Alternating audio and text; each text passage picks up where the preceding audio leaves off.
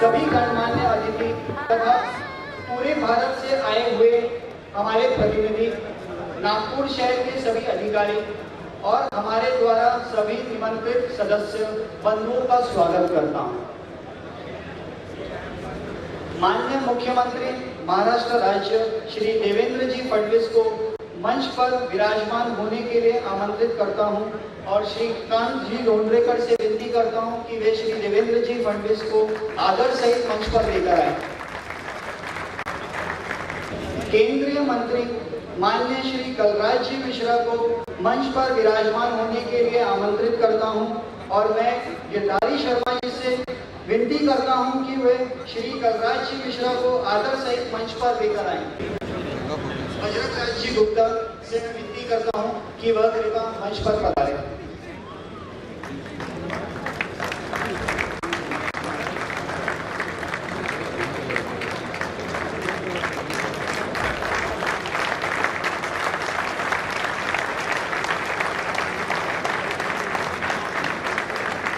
हमारे राष्ट्रीय अध्यक्ष HDL कृष्णा साहब से मैं निवेदन करता हूं कि वे कृपा मंच पे आए। ओम प्रकाश जी मित्तल से मैं विनती करता हूं कि वह कृपा मंच पर आए। रविंद्र जी प्रभु देसाई जी से मैं विनती करता हूं कि वह कृपा मंच पर आए।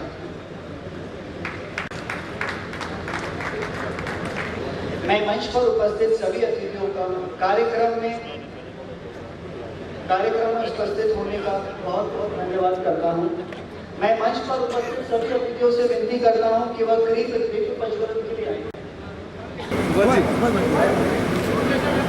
सुभाष जी समोर आहे।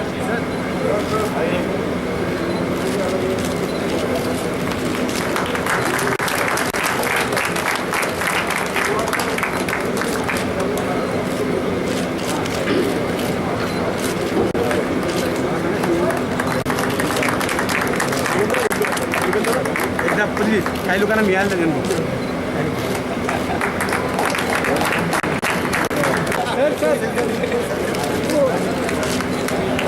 Thank you sir. Sharad ji Bagri हमारे संयोजक औद्योगिक सम्मेलन 2015 को मंच पर विराजमान होने के लिए आमंत्रित करता हूँ। मैं आलोक जी पौने और रवलीन जी खुराना जी से विनती करता हूं कि वे कृपया मंच पर पधारें। माननीय मुख्यमंत्री श्री देवेंद्र जी फडणवीस का पुष्प गुच्छ और स्मृति चिन्ह से स्वागत करें।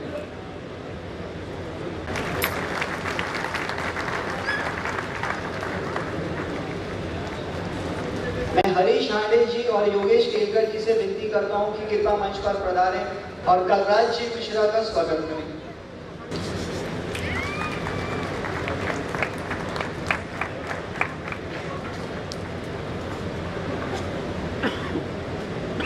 मैं श्री शरद जी बागड़ी से विनती करता हूं कि वे चंद्रशेखर जी बावनकुले जी का स्वागत करें।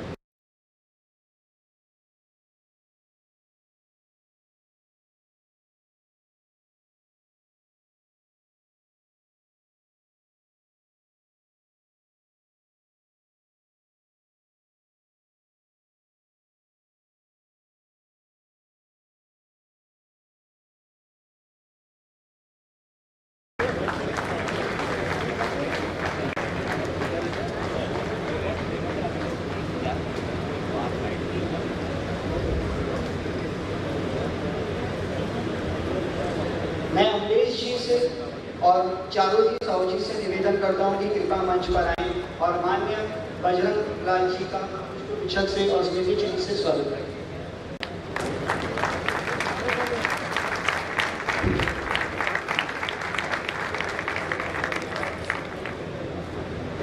मैं सुरेश जी राठी से विनती करता हूं कि कृपया मंच पर आएं और HDSM कृष्णम साहब का पुष्प से स्वागत करें।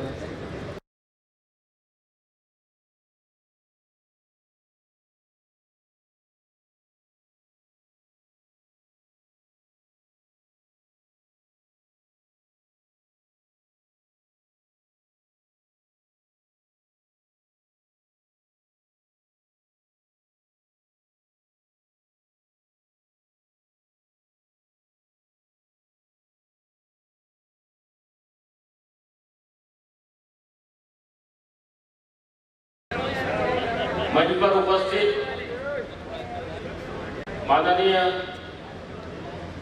श्री देवेंद्र जी फडणवीस, माननीय मुख्यमंत्री महाराष्ट्र, माननीय श्री कलराज जी मिश्रा, माननीय श्री सुभाष जी देसाई, माननीय श्री चंद्रशेखर जी बावनकुळे, माननीय श्री बजरंग लाल जी गुप्ता, हमारे राष्ट्रीय अध्यक्ष HVS कृष्णा जी, ओम प्रकाश जी मित्तल जी, इस उद्यमी सम्मेलन में सहभागी पूरे देश से आए सभी लघु उद्योग भारती के पदाधिकारी एवं बंधु, आप सभी का स्वागत एवं धन्यवाद कि आपकी सभी की उपस्थिति इस कार्यक्रम में हमें उत्साहित कर रही है। यह हमारा सौभाग्य है कि इस सम्मेलन में माननीय मुख्यमंत्री, केंद्रीय उद्योग मंत्री और महाराष्ट्र के उद्योग मंत्री भी सहभागी हैं। विदर्भ का औद्योगिक विकास यह विषय कुछ नया नहीं है। हम सभी लोगों का प्रयास रहा, किंतु अपेक्षित विकास की रेखा हम पार नहीं कर पाए। उसके काफी बिंदु हैं। लघु उद्योग भारती के द्वारा भी हम लोग गत 15 साल से इसके लिए प्रयास कर रहे हैं कि यहाँ पे एक अच्छा औद्योगिक विकास का वातावरण निर्माण हो और उस औद्योगिक विकास के तहत विशेषकर हम जिस नागपुर में बैठे हैं वहां पे अच्छे खूब बड़े बड़े और ज्यादा इंडस्ट्रीज आए। उस दृष्टि से महाराष्ट्र शासन की तरफ से MIDC का औद्योगिक विकास के केंद्र सभी जिला स्थानों में स्थापित किए गए हैं, लेकिन वातावरण निर्मित जिस ढंग से होनी चाहिए थी उस ढंग से यह वातावरण निर्मित न होने के कारण यहाँ के काफी उद्योग आज भी बंद पड़े हुए हैं। हमारे माननीय उद्योग मंत्री इस मंच पे हैं, उनसे मैं कुछ बातों के ऊपर ध्यान आकर्षित करता हूँ। विशेषकर महाराष्ट्र के सभी जिलों में औद्योगिक क्षेत्र है, उनका डेवलपमेंट भी अच्छा हुआ है, लेकिन प्लॉट अलॉटमेंट के बारे में जिन लोगों को प्लॉट का उद्योग के लिए उद्योग चालू करने के लिए प्लॉट देना चाहिए था, कुछ कारणवश उनको प्लॉट नहीं मिल रहा है और काफी जगह पे खाली प्लॉट अलॉट हो गए हैं, लेकिन वहां पे 5 साल हो गए, 6 साल हो गए, 10 साल हो गए, वहां पे उद्योग का निर्माण नहीं हुआ, उद्योग चालू नहीं हो पाए। ऐसी बातें जब हम लोग कुछ प्लेटफॉर्म के ऊपर करते हैं तो फिर कुछ विषय गंभीरता के लेके जो खाली प्लॉट्स है उनको नोटिस देकर, पहली नोटिस दूसरी नोटिस देके एक एक्शन प्लान तैयार कर देते हैं।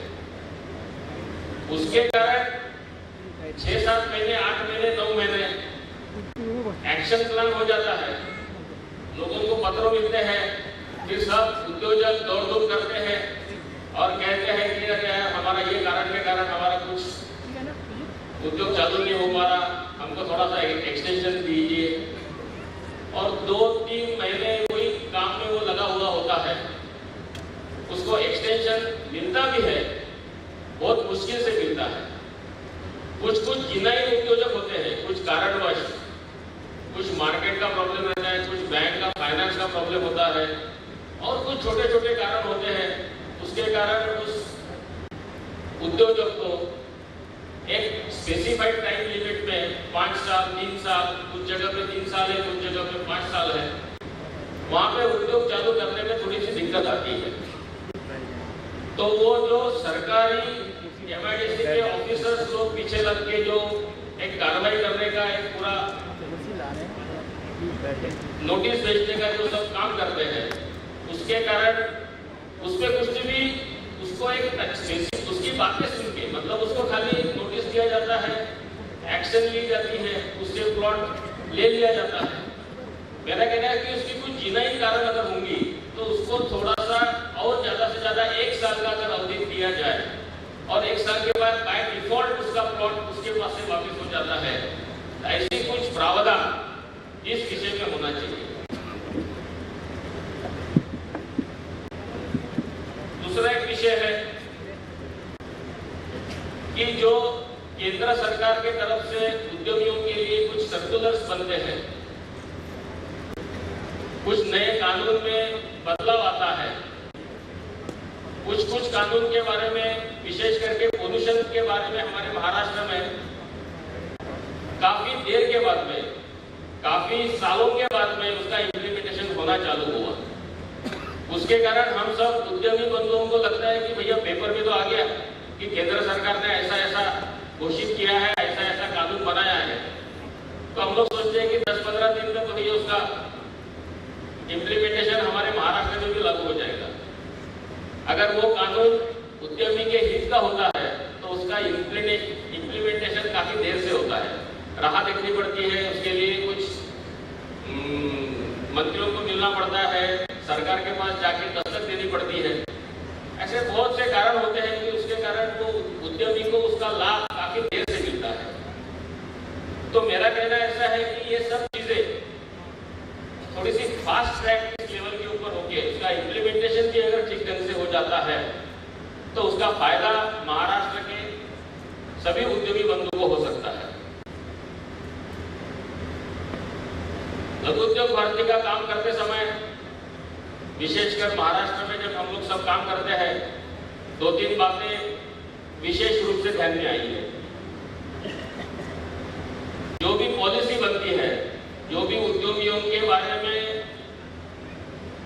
सरकार को लगता है कि भैया ये तो उद्यमियों का हित का है, लेकिन जब उसकी घोषणा होती है और हम लोग जब उसकी जड़ तक जाते हैं तो ऐसे पता चलता है कि सरकार खाली वहाँ पे जो बैठे हुए कुछ ऑफिसर्स होते हैं, कुछ एक्सपर्ट होते हैं, उनकी राय ले लेते हैं और उसकी पॉलिसी बन जाती है। जो असली उद्यमी है, जो असली उद्यमियों का संगठन है, वो संगठित उद्यमियों के उनकी जो समस्या है वो क्या है, वो क्या चाहता है, इसके बारे में ना कभी पूछा जाता है। हाँ, केवल दिखावा। 5 साल पहले 2-3 बार नागपुर में ऐसे कार्यक्रम हुए, उसमें कहा कि पैकेज स्कीम ऑफ इंसेंटिव के लिए हमको सभी संगठनों से कुछ मदद चाहिए।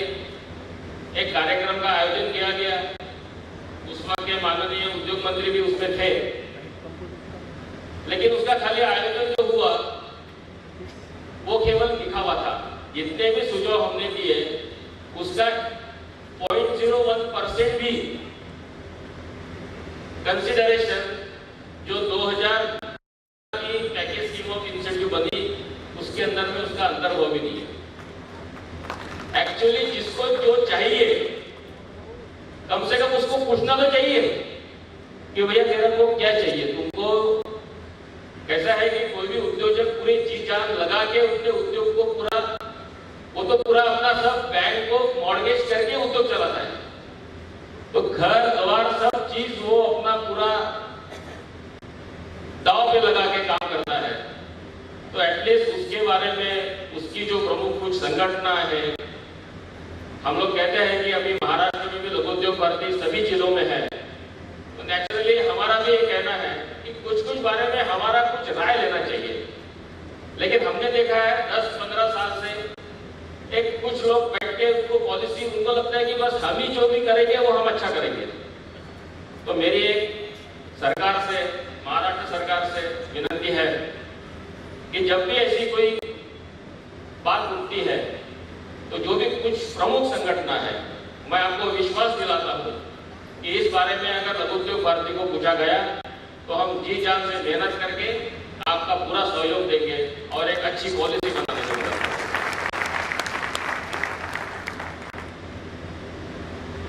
इस सम्मेलन का लोगो ही हमने उस टाइप का बनाया है, विकास की धरती लघुद्योग भारती। हम तो चाहते हैं कि उद्यमियों का विकास के साथ साथ राष्ट्र का, अच्छे राष्ट्र का, मजबूत राष्ट्र का निर्माण हो। यही हमारा इस पूरे उद्यमी सम्मेलन का एक हमने थीम रखी थी और उसके पीछे एक महत्व की भूमिका भी थी कि यह उद्यमी सम्मेलन जिस नागपुर में हो रहा है, लघु उद्योग भारती की स्थापना भी उसी नागपुर में 14-15 साल पहले हुई है। एक छोटी सी लघु उद्योग भारती की पौधा आज इतना बड़ा विशाल वृक्ष बना है कि आज इस सम्मेलन में आज जो हमने सवेरे जो प्रतिनिधि आए हैं 672 प्रतिनिधि का यहाँ पे रजिस्ट्रेशन हुआ है और पूरे जम्मू कश्मीर से लेके तो कोयम्बटूर, तमिलनाडु तक सभी प्रांतों से प्रतिनिधि, पदाधिकारी जो लघु उद्योग भारती में अन्य प्रांतों में काम करते हैं, वे सभी लोग यहाँ पे पधारे हैं। विदर्भ के विकास का लिए ज्यादा बात करना ये मंच नहीं है, समय की काफी पाबंदी है। हमारे माननीय ऊर्जा मंत्री भी यहाँ पे है, 2-3 विषय बहुत महत्वपूर्ण है, तो सभी का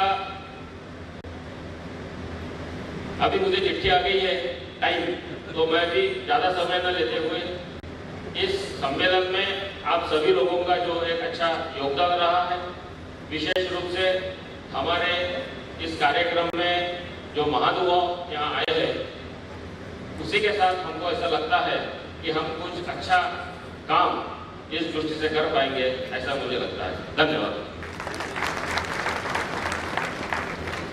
धन्यवाद भूषण जी। भूषण जी ने जो दोस्त आप सभी विशेष अतिथियों के सामने रखे हैं, आशा करता हूँ कि सरकार इस पर जरूर विचार करेगी। महाराष्ट्र के ऊर्जा मंत्री श्री चंद्रशेखर जी बावनकुळे से विनती करता हूँ कृपा मंच पर आए और 2 शब्द बोलें। देश का सबसे बड़ा लघु उद्योग का ये जो संगठन है लघु उद्योग भारती, और इस संगठन के माध्यम से पिछले 2 दिनों से यहाँ पर जो सम्मेलन हो रहा है, राष्ट्रीय सम्मेलन हो रहा है, और इस सम्मेलन के इस कार्यक्रम में उपस्थित मेक इन इंडिया की धरती पर हमारे महाराष्ट्र का मेक इन महाराष्ट्र और मजबूत महाराष्ट्र बनाने के लिए और पूरे देश विदेश में दौरा करके हमारे महाराष्ट्र मजबूत करने के लिए जो, और खासकर लघु उद्योग को मजबूत करने के लिए, और उनके मन में 24 आवर ये विचार होता है कि लघु उद्योग को कैसा मजबूत किया जाए ग्रामीण अंचलों में और शहरों में। ऐसे हमारे माननीय मुख्यमंत्री जी आदरणीय देवेंद्र जी फडणवीस साहब, यहाँ उपस्थित हमारे केंद्रीय मंत्री जी कलराज मिश्र साहब, महाराष्ट्र में उद्योग मंत्री बनने के बाद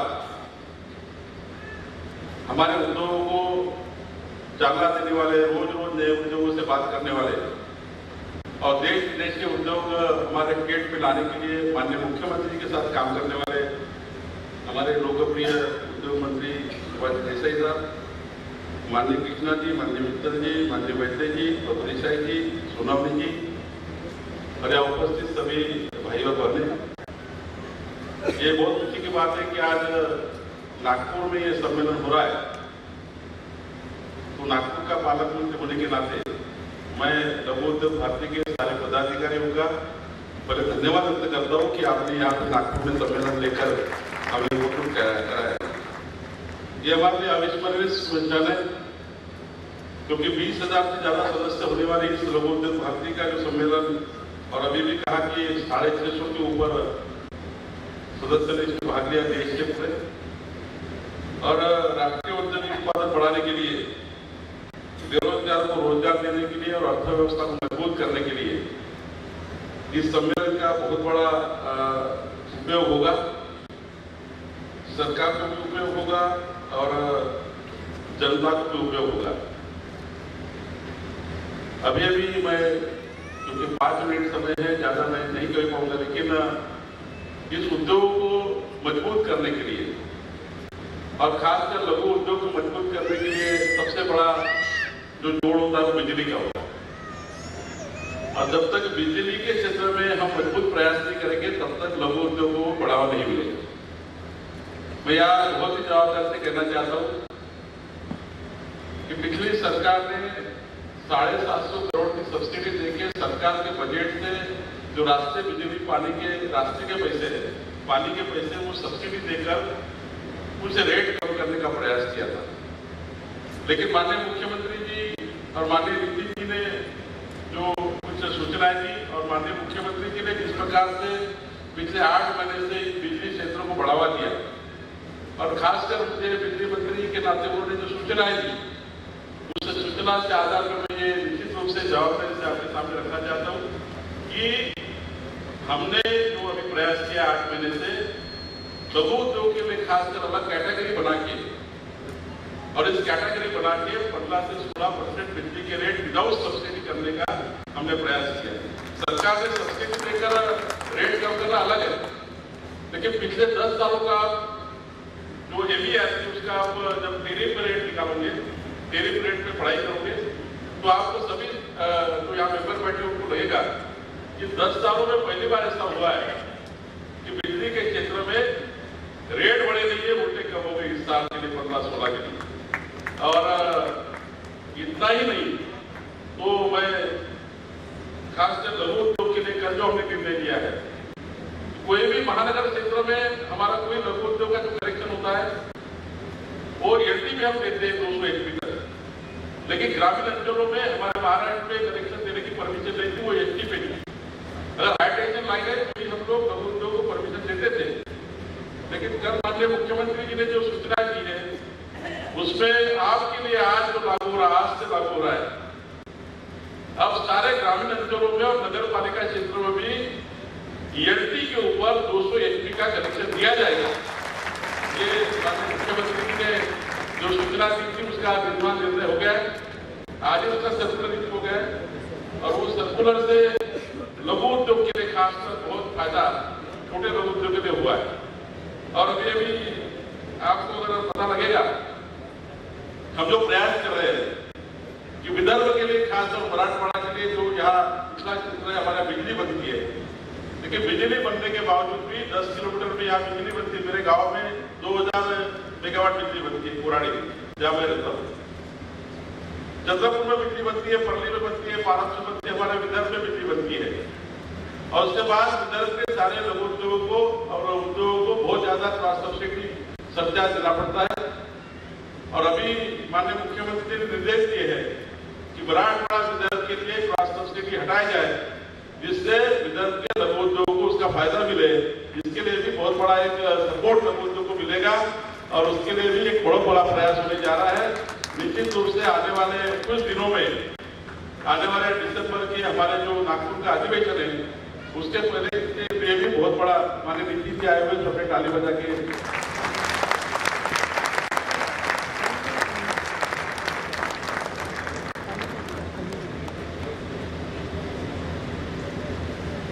तो मैं कह रहा था कि आने वाले दिसंबर के अधिवेशन तक ये क्रॉस सब्सिडी हटाने का बहुत बड़ा निर्णय निश्चित रूप से होगा। और मैं समझता हूँ कि बिजली क्षेत्र में जो उद्योगों के लिए जरूरी है, जो लघु उद्योग के लिए जरूरी है, जो आपके लिए जरूरी है, जो हमारे लिए जरूरी है, उस क्षेत्र में मैं आपसे वादा करता हूँ कि विदर्भ में मराठवाड़ा में जो भी इन्वेस्टमेंट होगा उसके लिए मैं बहुत ही जवाबदारी से कहता हूँ कि बिजली के रेट नहीं बढ़ेंगे, बिजली के रेट कम होंगे और आप कृपा करके विदर्भ और मराठवाड़ा में जितना भी आप इन्वेस्टमेंट करना चाहते हैं करिए। मैं आपको आश्वस्त करता हूँ और बहुत ज्यादा समय नहीं लेते हुए मेरे दोस्तों से समाप्त करता हूँ। धन्यवाद। धन्यवाद साहब। मैं अमित जी वैद्य और शरद जी बागड़ी से विनती करता हूँ कि कृपा नितिन जी का पुष्प गुच्छ और स्मृति चिन्ह देकर स्वागत करें।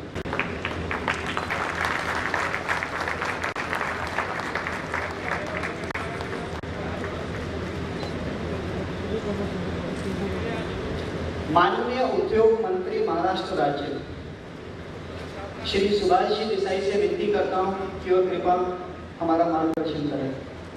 लघु उद्योग भारती की ओर से यहाँ नागपुर में उद्यमी सम्मेलन आयोजित करने के लिए मैं आयोजकों को बहुत बहुत धन्यवाद देता हूँ, उनका अभिनंदन करता हूँ। और उन्होंने नागपुर को चुना। देश के कोने कोने से इस सम्मेलन के लिए आए हुए सारे मेहमान और यहाँ पे जो विचार विमर्श हो रहा है, मैं ऐसे मानता हूँ कि इससे हमें मार्गदर्शन मिलेगा और लघु उद्योगों को बढ़ावा देने के लिए, उनको मजबूत बनाने में हम सफल होंगे। यहाँ मंच पर उपस्थित हमारे मुख्यमंत्री जी देवेंद्र जी फडणवीस, केंद्र के मंत्री नितिन जी, कलराज जी तथा पावन कोली जी, हमारे मंत्रिमंडल के सहयोगी श्री बजरंग लाल जी गुप्ता, सभी मान्यवर और भाइयों बहनों, 2014 में जो परिवर्तन हुआ, उस परिवर्तन से देश में और महाराष्ट्र में विकास का कार्य करने वाले सरकार आ गई। और इसमें खास बात है कि ये दोनों सरकार उद्योगों के लिए अच्छा काम कर रही है और वो काम बढ़ाने का केवल सोच नहीं रही है, उस तरफ उनके कदम बढ़ रहे हैं। और यह एक सबसे अधिक प्राधान्य की बात होगी कि हमें हमारी जो युवक संख्या है, युवा लोग हैं, उनको काम देना है। महाराष्ट्र में, भारत में हमारी लोक संख्या का 50% हिस्सा उन लोगों का बना हुआ है जिनकी उम्र 25 साल से कम है। तो इतने सारे लोगों के हाथों को काम देना यह किसी भी सरकार के लिए एक चुनौती है, लेकिन ये अपनी सरकार चुनौती से दूर जाने वाली नहीं है। यह कार्य में जितने जल्द से जल्द हो सके सफल होने का हमने निर्णय किया है, एक निश्चय किया है, और इसलिए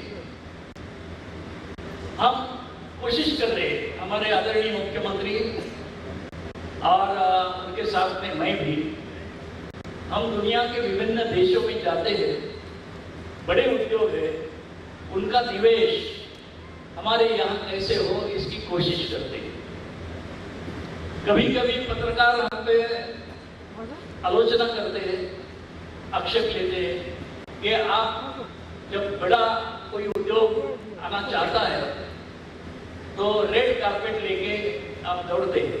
ये सही है, कुछ हद तक बिल्कुल सही है, लेकिन इसमें हमारी सोच ये है कि अगर एक बड़ा उद्योग आता है राज्य में, देश में, तो उसके सहारे से कई छोटे छोटे उद्योग आगे बढ़ते हैं। जैसे हम देखते हैं कि जो बड़े कारखाने लगे हुए हैं आज से 50 साल पहले, 60 साल पहले, जैसे टाटा का उद्योग मोटर कार बनाने, वो एक उद्योग के आधार से 500 वेंडर्स आज तैयार हो रहे हैं, उनको कुर्सी बनाकर सप्लाई करते हैं। ऐसे बड़े उद्योगों की यह एक पहचान है कि एक बड़ा उद्योग और उसके आधार पर चलने वाले कई छोटे छोटे उद्योग, तो विकास वैसे ही होगा, बड़े भी चाहिए, छोटे भी चाहिए। पिछले कुछ सालों में लघु उद्योगों के तरफ उतना ध्यान नहीं दिया गया और वो परेशानी में आ गए, संकट में आ गए। इसलिए अपनी सरकार ने अब ये सोचा है, मैं खास करके कलराज जी को धन्यवाद देना चाहता हूँ, उनका अभिनंदन करता हूँ कि लघु उद्योगों के लिए उन्होंने बड़ी अच्छी योजनाएं बनाई है। जो योजना पहले से थी उनको और बढ़ाने में वो सफल होते हुए नजर आते हैं। तो इससे हमारे जो लघु उद्योग आज कुछ तकलीफ में है, परेशानी में है, वो उससे उभर करके अपनी ताकत से आगे बढ़ेंगे।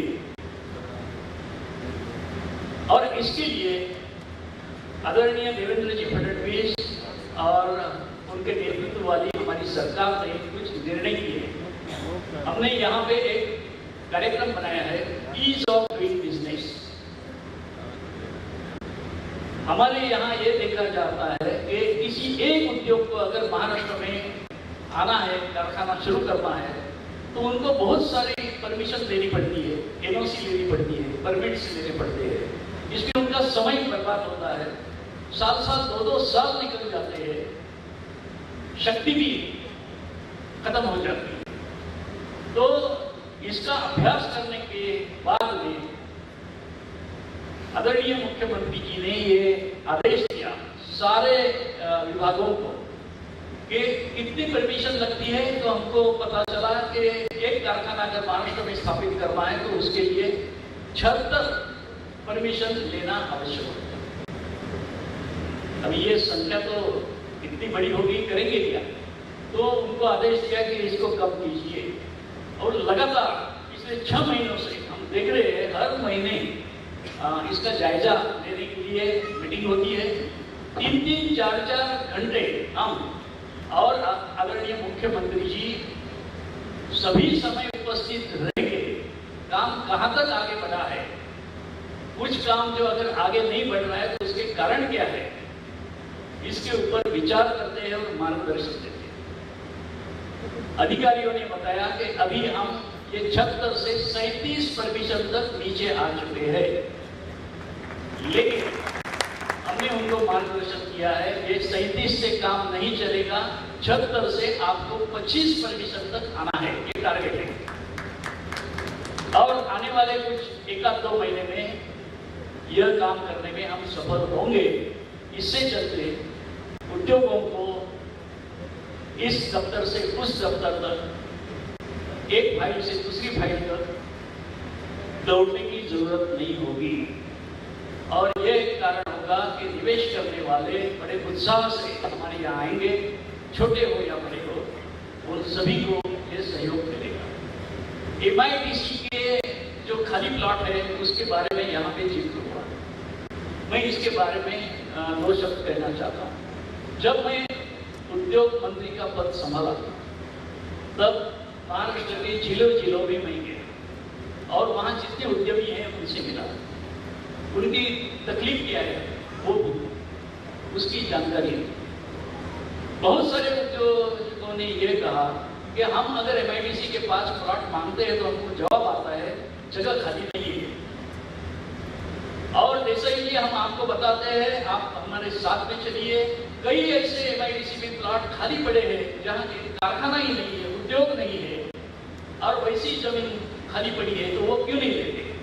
मैंने जब पूछा तो अधिकारियों ने बताया वो जमीन खाली दिख रही है लेकिन खाली नहीं है, वो किसी को आवंटित हो चुकी है, अलॉटमेंट हो चुका है। मैंने पूछा कितने सालों से, उसका पूरा जायजा लिया, जानकारी ली। वो अहवाल आने के बाद में मुझे पता चला कुछ उद्योगपतियों ने 10 साल, 12 साल, 8 साल से प्लॉट लेकर के कुछ नहीं किया। तो हमने सोचा कि ये ठीक नहीं है, ये जमीन हमने किसानों से, वहां पे उद्योग आएगा, यह वचन देकर के लिए है, वहां उद्योग आएगा, रोजगार मिलेगा, अपने ही बच्चों को वहां नौकरी मिलेगी, ये समझ के किसानों ने ये जमीन इंडस्ट्रियलाइजेशन के लिए दी है, उद्योग आने के लिए दी है, खाली वहां रखने के लिए नहीं। तो हमने इसके ऊपर कार्रवाई शुरू की और खाली प्लॉट वापस लेने का ये काम जैसे शुरू हुआ पिछले 3 महीनों में, मैं आपको बता दूं 1700 ऐसे खाली प्लॉट MIDC को वापस मिल चुके हैं और 4000 नोटिस बाकी है। तो ये जो खाली प्लॉट आएंगे वो हम उन लोगों को देंगे, आवंटित करेंगे कि जो जल्द से जल्द वहां कारखाना बनाएंगे। तो हमारा जो सपना है, हमारा जो इरादा है कि वहां के विस्तार के लोगों को, युवकों को जल्द से जल्द नौकरी प्राप्त हो, तो उसमें हम सफल होंगे। फिर भी लघु उद्योगों की इसके बारे में कुछ जो समस्याएं हैं उसमें हम ध्यान दे रहे हैं। हम इस तरह की एक व्यवस्था बनाना चाहते हैं जिसको हम कह सकते हैं एमनेस्टी स्कीम, अभय योजना। 1 साल के लिए एक मुदत दी जाएगी और 1 साल में अगर आप कारखाना बनाने में सफल नहीं होंगे तो जिस हालत में वो जगह होगी वो हालत में सरकार के पास जगह वापस आएगी। लेकिन 1 साल का उनको मौका देना चाहिए, ऐसे मैं मानता हूँ। जब ये योजना तैयार होगी तो जरूर उसकी जानकारी सबको मिलेगी। तो इससे अपना औद्योगिक विस्तार जो है, विकास है, ये बढ़ेगा। लघु उद्योगों के लिए मैं कलराज जी से अनुरोध करना चाहता हूँ कि क्लस्टर वाली अपनी योजना है। एक क्लस्टर बनता है तो छोटे छोटे उद्योगों को उसका लाभ होगा। हमने यहाँ कई ऐसे क्लस्टर देखे, इंजीनियरिंग क्लस्टर, ऑटो क्लस्टर। एक लघु उद्योग जो काम करने वाला है वो अपने कारखाने में वो सारी जो मशीनरी है, वो संशोधन है, जो भी कुछ उसमें जो रिसर्च करना है, ये नहीं कर सकता है। लेकिन अगर कॉमन फैसिलिटी हो जाती है, क्लस्टर हो जाता है एक जगह पे, तो उस उद्योग के सारे लोगों को उसका लाभ मिलता है, उससे वो प्रगति करते, विकास करते।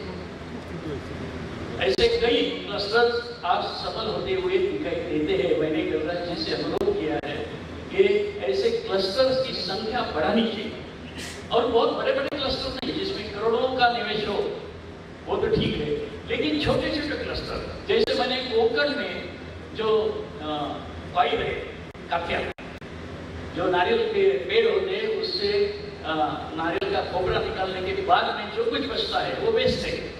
लेकिन वो वेस्ट से कई देशों में क्यों, हमारे केरला में वो कॉइल पर आधारित छोटे उद्योग तैयार हो गए। वैसे करके क्लस्टर बनता है तो वो कोकण में कर रहे हैं। बाम्बू का क्लस्टर हो, किसानों के लिए छोटे छोटे क्लस्टर हो, महिलाओं के जो कामकाज है उसके लिए क्लस्टर हो, इस तरह के छोटे क्लस्टर जिले जिले में अगर हो जाते हैं, तहसील में हो जाते हैं, तो उसका लाभ हमारे जो उद्यमी हैं, ये लघु उद्योग करने वाले हैं, उनको होगा, महिलाओं को होगा, युवकों को। और मैं मानता हूँ कि इसमें जल्द से जल्द काम करने की आवश्यकता है और केंद्रीय सरकार जो है इसमें जरूर कदम उठाएगी। मैं एक ही बात कहता हूँ कि मेरे मित्र सुधीर मुनगंटीवार ने मुझे एक बार कहा कि महाराष्ट्र में 50,000 लघु उद्योग बन रहे हैं। अब ये आंकड़ा मैं नहीं मानता हूँ कि यही होगा या कुछ अलग भी हो सकता है, ज़्यादा भी हो सकता है, कारण अलग अलग है। मैंने सुधीर जी को कहा कि आपके पास वित्त विभाग है, आप वित्त मंत्री है, अगर आर्थिक कारण से लघु उद्योग बंद हुआ है तो उसको मदद आप कर सकते हैं, कोई योजना बनाएंगे। मजाक की बात जाने दीजिए, लेकिन इसके लिए हमने ये सोचा कि क्यों ना हम इसको इस तरह से आगे बढ़ाएंगे कि ये उद्योग फिर से शुरू हो सकते हैं। और इसका एक साधन क्या हो सकता है? महाराष्ट्र में आज 1000 इंजीनियरिंग कॉलेजेस हैं और उनसे हर साल 1 लाख इंजीनियरिंग ग्रेजुएट पास होकर के बाहर निकले। ये जैसे इंजीनियरिंग के ग्रेजुएट बाहर निकलते हैं, नौकरी के लिए काम करना शुरू करते हैं, तलाश करते हैं, अर्जी करते हैं, बस पढ़ाई होगी, अभी नौकरी। मैं मानता हूँ इसमें से कई ऐसे युवक होंगे कि जिनके पास कोई अलग तरह की कल्पना होगी, इनोवेशन होगा, एक कोई वेंचर करने की उनके पास एक कल्पना जरूर होगी। वो जो आखिरी साल इंजीनियरिंग का उसमें प्रोजेक्ट तैयार करते हैं, लिखते हैं। ऐसे कई अच्छे प्रोजेक्ट हो सकते हैं कि जो सफल बन सकते हैं। क्यों ना हम ये ऐसे 1 लाख जो युवक है इंजीनियरिंग ग्रेजुएट है, उसमें से 1000 लोग तो ऐसे निकलेंगे जिनके पास कोई नई कल्पना है, 500 निकलेंगे, 100 निकलेंगे, उनको चुन करके और ये जो बंद कारखाने हैं लघु उद्योग में, उन उद्यमी को इन नौजवानों के साथ में हम मिलाप करते हैं तो एक विन विन सिचुएशन बन सकती है। ये जो पुराना उद्योजक है आज निराश हो चुका है, लेकिन उसके पास अनुभव है, एक्सपीरियंस है, और जो फ्रेश ग्रेजुएट है उसके पास एनर्जी है। अगर ये दोनों साथ आते हैं और उनको उचित मार्गदर्शन मिलता है, सपोर्ट मिलता है, तो कई ऐसे नए उद्योग नए से शुरू हो सकते हैं कि जिनसे हमारे ये लघु उद्योगों के क्षेत्र में बहुत ही अच्छा काम हो सकता है। मैं बावनकुळे जी ने अच्छा अभी ऐलान किया कि बिजली के दाम अभी बढ़ेंगे नहीं, कम होंगे। मैं उनका स्वागत करता हूँ और मैं उनको हमेशा परेशान करता हूँ कि महाराष्ट्र में बिजली के दाम उद्योगों के लिए ज़्यादा है, ये शिकायतें हमें सुनने को मिलती है। हमें सहयोग दीजिए और उद्योगों के लिए जो बिजली के दाम है जितने कम हो सके कर दीजिए। पहला कदम ये हो सकता है जो लघु उद्योग है उनके लिए बिजली के दाम कम सस्ते होने चाहिए। अगर ये आप करते हैं तो इस क्षेत्र में आपका जो योगदान है वो कभी हम भूलेंगे नहीं। बावनकुळे जी, आपका योगदान कभी न भूलेगा हिंदुस्तान। और काफ़ी कुछ बातें करी है, आपने मुझे यहाँ बुलाया, बातचीत करने का मौका दिया और इसी तरह के सम्मेलन जगह जगह पे होते हैं, विचार विमर्श होते हैं, इसमें से सरकार को भी मार्गदर्शन मिलेगा, कई नई बातें सामने आएंगी जिससे कार्य करने के लिए हमें भी उत्साह लगेगा। तो इन्हीं शब्दों के साथ मैं फिर एक बार आयोजकों को धन्यवाद देता हूँ। जय हिंद, जय महाराष्ट्र, वंदे मातरम। धन्यवाद सुभाष जी। माननीय श्री कलराज जी मिश्रा, केंद्रीय सूक्ष्म लघु मध्यम इंडस्ट्री मिनिस्टर से मैं विनम्र विनती करता हूं कि वह हमारे उद्यमियों का मार्गदर्शन करें। लघु उद्योग भारती के द्वारा आयोजित अखिल भारतीय सम्मेलन के अवसर पर अध्यक्षता कर रहे लघु उद्योग भारती के अध्यक्ष आदरणीय श्री कृष्णा जी, मंच पर विराजित लाखों लोगों को प्रेरणा प्रदान करने वाले राष्ट्रीय स्वयंसेवक संघ के प्रमुख अधिकारी और भारतीय अर्थव्यवस्था को एक विशेष दिशा प्रदान करने वाले श्रद्धेय बजरंग लाल जी,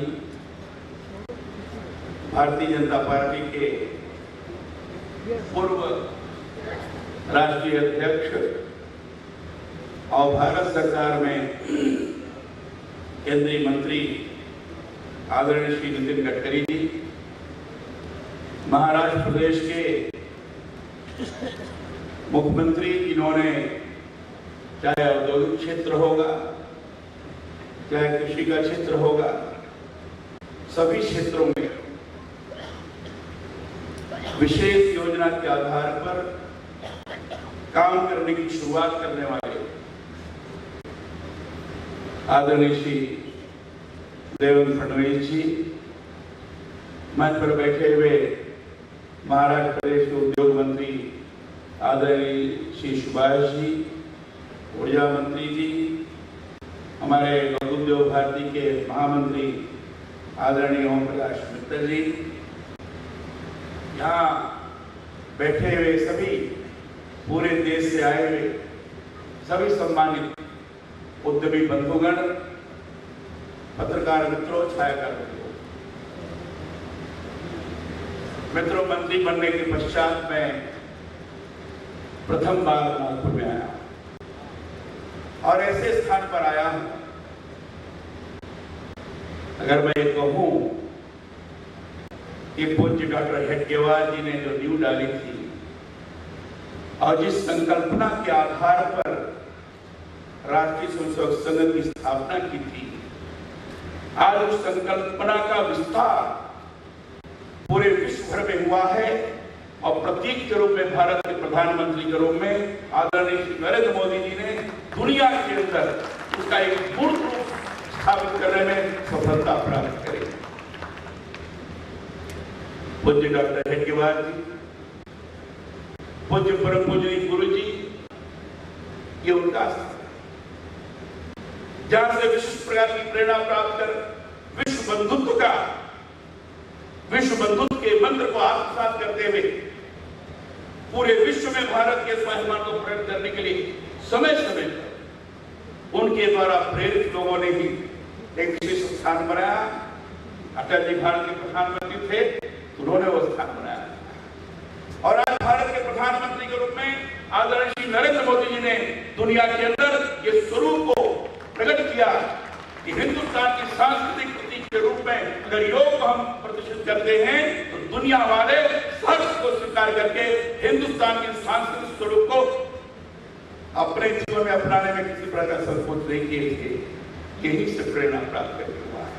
उस धरती पर एक सम्मेलन हो रहा है और उस धरती पर ऐसा सम्मेलन हो रहा है जिस सम्मेलन के माध्यम से भारत के प्रधानमंत्री जी ने जो अपने प्रथम भाषण में ये कहा था कि ये सरकार गरीबों के लिए समर्पित है, तो कैसे ठीक होगा? तो उसके केवल नारा नहीं दिया उन्होंने कहा कि कृषि क्षेत्र के माध्यम से जहां सर्वाधिक लोगों को हम आजीविका प्रदान करते हैं, सर्वाधिक लोगों का समायोजन करते हैं, वहीं औद्योगिक क्षेत्र के विस्तार के आधार पर युवकों के अंदर के टैलेंट को विकसित करते हुए हम भारत को विशिष्ट प्रकार का निर्माण की स्थली बना सकते हैं। और इसलिए उन्होंने कहा हिंदुस्तान एक मैन्युफैक्चरिंग हब बनेगा तो उसके लिए छोटे छोटे उद्योगों का विस्तार। तो भारत के प्रधानमंत्री ने सबसे पहले घोषणा की और मैन्युफैक्चरिंग हब बनेगा तो कैसे बनेगा? उन्होंने कहा कि हर हुनर को हम काम देंगे। अर्थात उनकी मान्यता है, हमारी मान्यता है कि चाहे पढ़ा लिखा हो, चाहे बेपढ़ा लिखा हो, गांव में रहने वाला सामान्य सा नौजवान हो, उसके अंदर भी जो उसका टेक्नोलॉजिकल आईक्यू है कम नहीं रहता, उसका भी अपना आईक्यू इस प्रकार रहता है कि गांव में बैठे हुए पढ़ाई का काम करता है, एक इंटरप्रेन्योर का काम करता है, गांव में रहते हुए कुम्हार का काम करता है, बर्तन बनाने का काम करता है, इंटरप्रेन्योर का काम करता है। गांव में बैठे हुए चटाई बनता है, एक इंटरप्रेन्योर का काम करता है। गांव में बैठे हुए फर्नीचर का काम करता है, एक इंटरप्रेन्योर का काम करता है। तो सामान्य सा व्यक्ति भी उसके अंदर इस तरह का टैलेंट है, उसके अंदर भी इस तरह की इनोवेटिव आइडिया है, इनोवेशन का स्वरूप है कि सोच कर नई चीज भी गांव में बगैर किसी तकनीकी विशेष ज्ञान के आधार पर भी एक छोटे से उद्यमी के रूप में अपने को स्थापित कर सकने में वो सक्षम होता है। इसलिए हिंदुस्तान के रग-रग में, हिंदुस्तान के कण-कण में उद्यमी मानसिकता विकसित हुई है। केवल हिंदुस्तान में भी है, दुनिया में और किसी देश में नहीं है। और उसके ठाके का मंडल कह लीजिए, चाहे पीतल उद्योग होगा, टेक्निकल उद्योग होगा, छोटी छोटी चीजें होगी, छोटे छोटे कारीगरों ने करके दिखाया, छोटे छोटे कठिनों ने करके दिखाया। कम उनके विश्व मानसिकता इस बात को ध्यान में रखकर भारत के प्रधानमंत्री ने कहा हम इसको मैन्युफैक्चरिंग हब को बनाएंगे। कैसे बनाए? और उनका मेक इन इंडिया बात करेंगे हम। मेक इन इंडिया एक सामान्य बात नहीं, मेक इन इंडिया एक कमिटमेंट है, प्रतिबद्धता है। मेक इन इंडिया हिंदुस्तान के अंदर निर्माण कार्य करो। मेक इन इंडिया बड़ी इंडस्ट्री के द्वारा नहीं होगा, make in India large industry के माध्यम से होगा। तो मेक इन इंडिया छोटे छोटे उद्योगों के विकास के माध्यम से हो सकता है।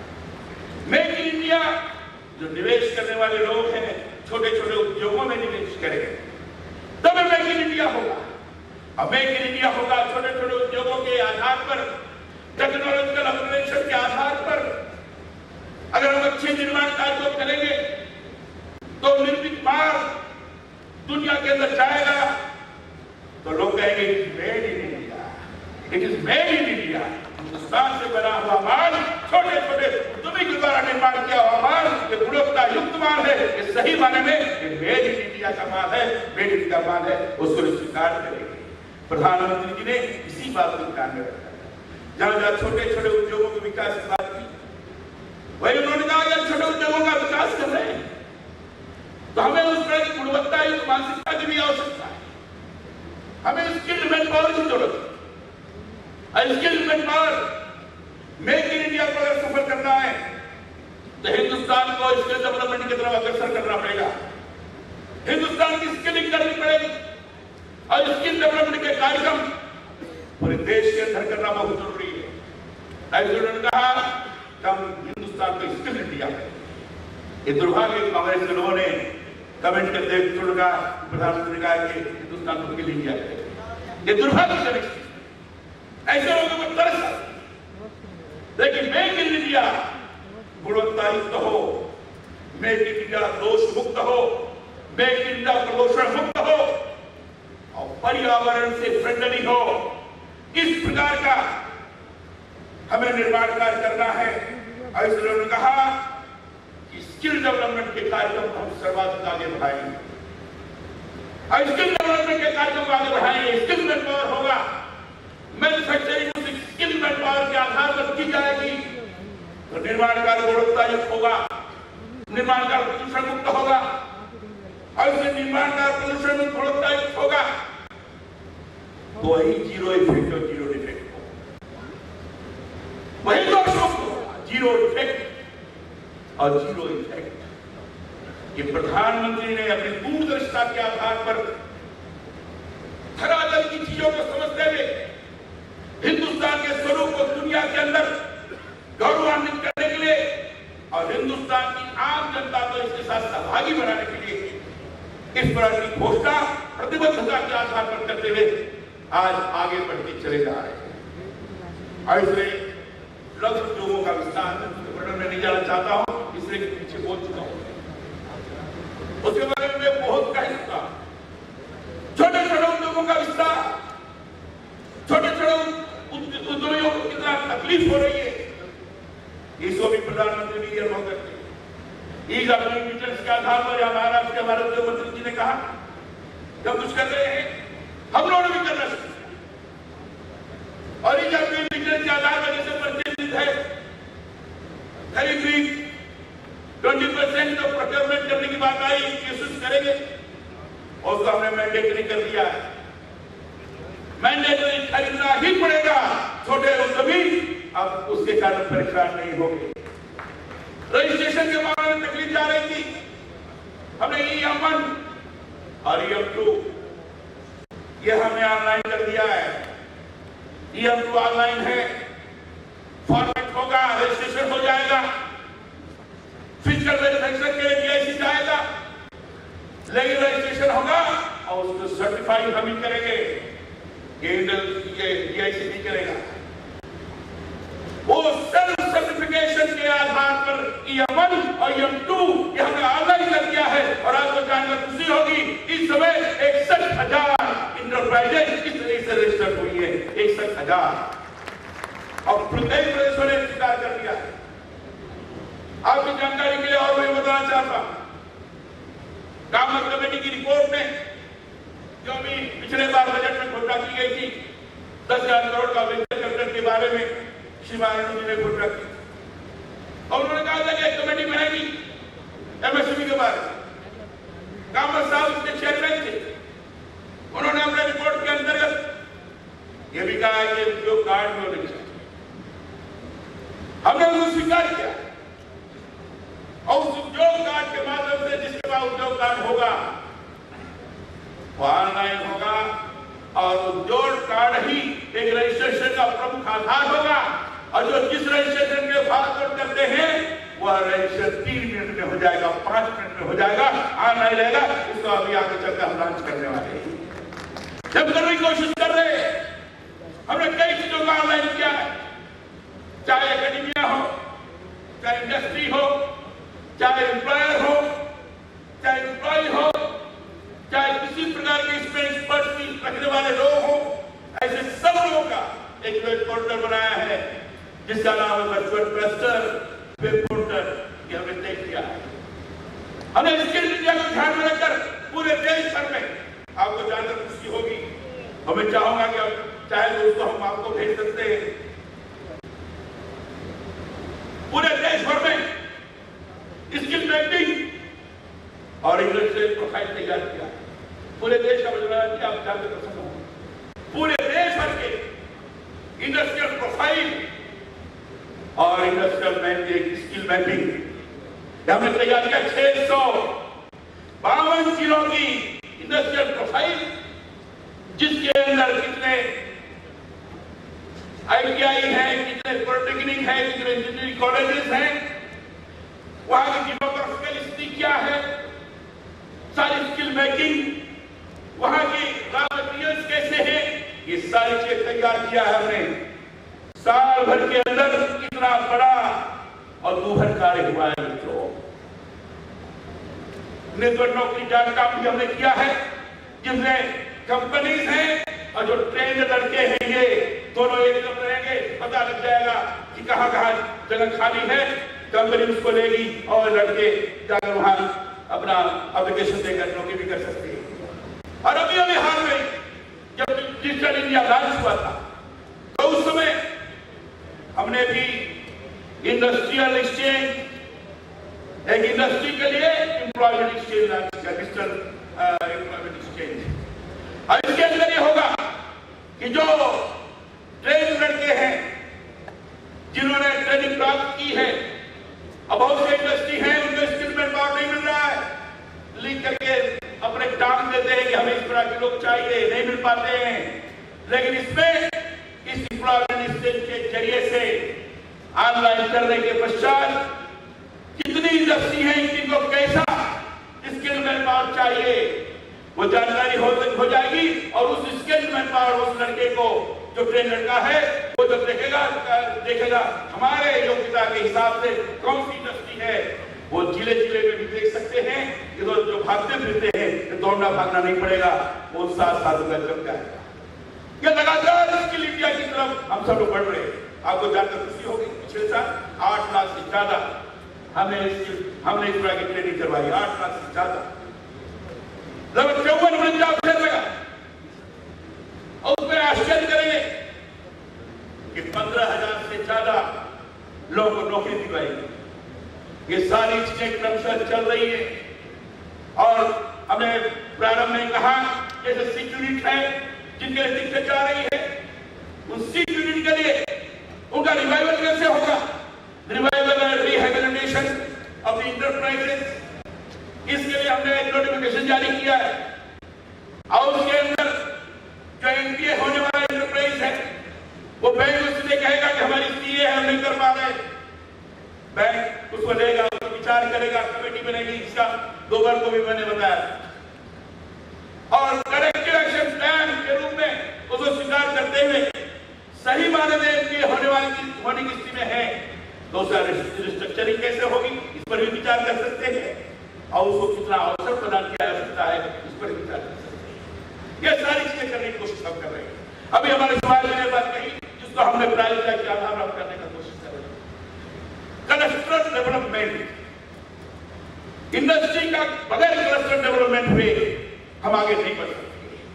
क्लस्टर डेवलपमेंट के हमने 2 हिस्से बात, एक तो जनरल क्लस्टर डेवलपमेंट जो है इसको हमने तय किया है, और एक जो ट्रेडिशनल इंडस्ट्रीज है, ट्रेडिशनल इंडस्ट्री का भी क्लस्टर बने, उसको डेवलपमेंट के लिए हमें हमारी एक सूची योजना है, scheme for regeneration, scheme for upgradation of the regeneration of traditional enterprises, स्फूर्ति योजना, उसके आधार और उसमें हमने पैसे सुनिश्चित किए हैं, जिसमें कई इंटरवेंशन है। क्लस्टर डेवलपमेंट के अंदर सॉफ्ट इंटरवेंशन है, ये डायरेक्टली स्टडीज है, रिपोर्ट देंगे पहले, सॉफ्ट इंटरवेंशन है, हार्ड इंटरवेंशन है, कॉमन सोसाइटी सेंटर्स, मिथनिक इंटरवेंशन, मिथनिक इंटरवेंशन के अंदर मार्केटिंग का है, ब्रांडिंग का है, ये सारी चीजें, इसलिए पैसा भी सुनिश्चित किया है 3 करोड़, और इससे ये और इंफ्रास्ट्रक्चर डेवलपमेंट के लिए अलग से पैसा है, और जो स्फूर्ति का है उसमें भी 3 फेज है। जो इंडस्ट्री है, हेरिटेज इंडस्ट्री, जिसमें 1000 से लेकर 2500 तक के काम करते हैं।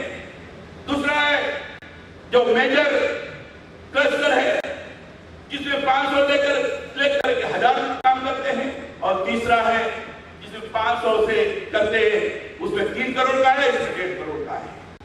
हम बता दें फेज के आधार पर इसका फैसला रिसर्च कर रहे हैं, और कई जगह हो रहा है।